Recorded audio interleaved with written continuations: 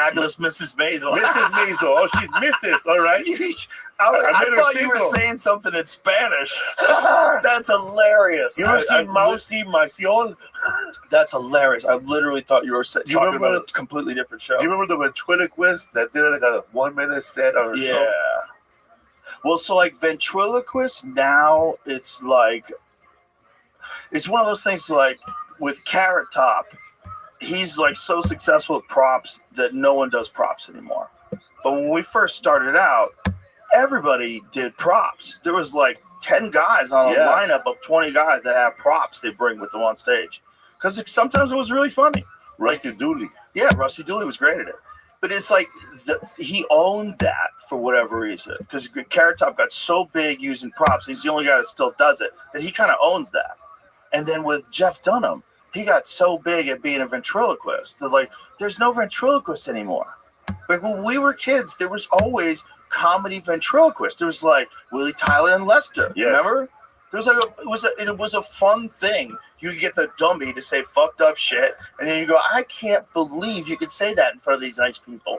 And then George would be like, fuck these people. He tells everybody to suck his cock. It was crazy. What's another one? Woody and the Hood. Yeah. Well, with Otto and George, it was a little different, man. Because I think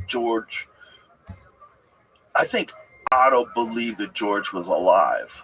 I think Otto believed there was something about George that was different than him.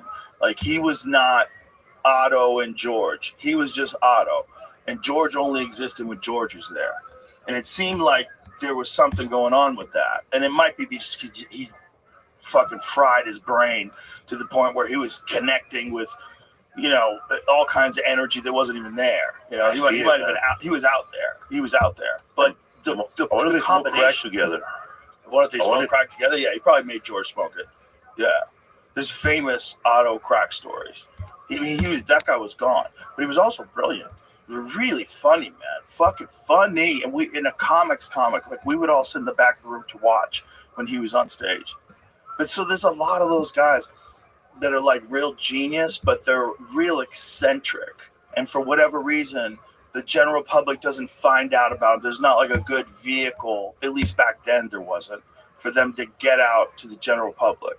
Like today, I would say an example of that is like Brian Holtzman. Yes. Right? Like Brian Holtzman, we've known forever. He's always been a guy we all watched. He was always the guy that at the end of the night, especially if something fucked up happened, like there was a plane crash, or like someone got eaten by a lion. That's funny you mentioned a plane crash because I was there when they did that joke. I was at a